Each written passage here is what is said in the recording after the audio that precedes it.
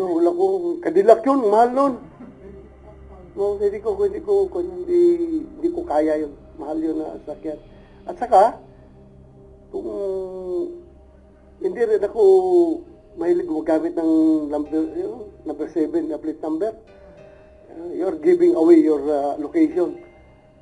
That's not safety, that's not safety consciousness. Mahirap yun. Binibigyan mo ng tsansa yung mga drug lord na gustong umambus sa'yo, na maambus ka.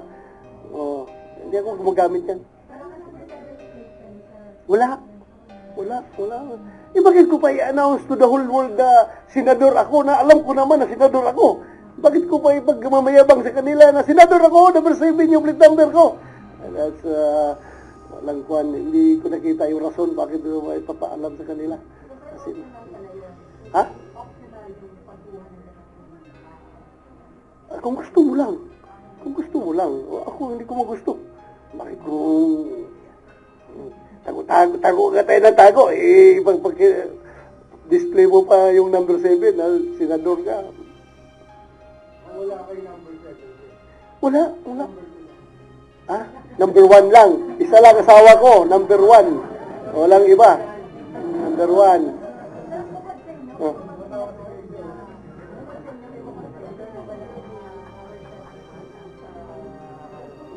Marami man siguro. Ewan ko. Hindi kasi buwang ba dyan sa garahe namin, no?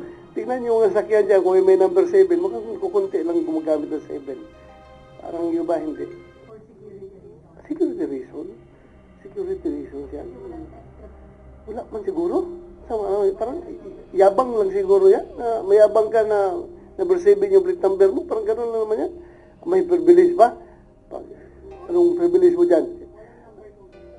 Ha? Ay, walang number coding? Hindi ko alam yan. Hindi ko alam. Wala palang number coding?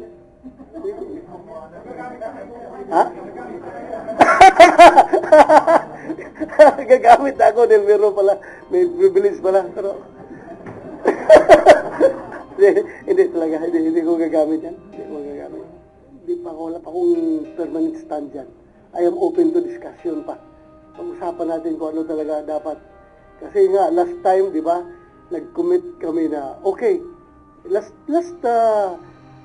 Congress, we committed na, okay, pwede yan extend natin. Pero last na to, ha?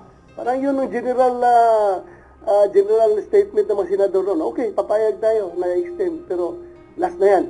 Parang gano'n. So ngayon, kung kuha na naman natin, baka mamaya may mga repercussions. So, ako, hindi pa ako sarado yung stand ko pagdating dyan. Open pa ako. Pag-usapan natin, what are the pros and cons? Ano mga advantages, disadvantages yung i-push po natin. So, I'm open to discussion. Wala pa akong decision. Mukha kasi dahil nga yung previous Congress na nakapagsabi tayo na okay, extend natin pero last na yan. Parang gano'n ang yung mga nandun noon nung last Congress.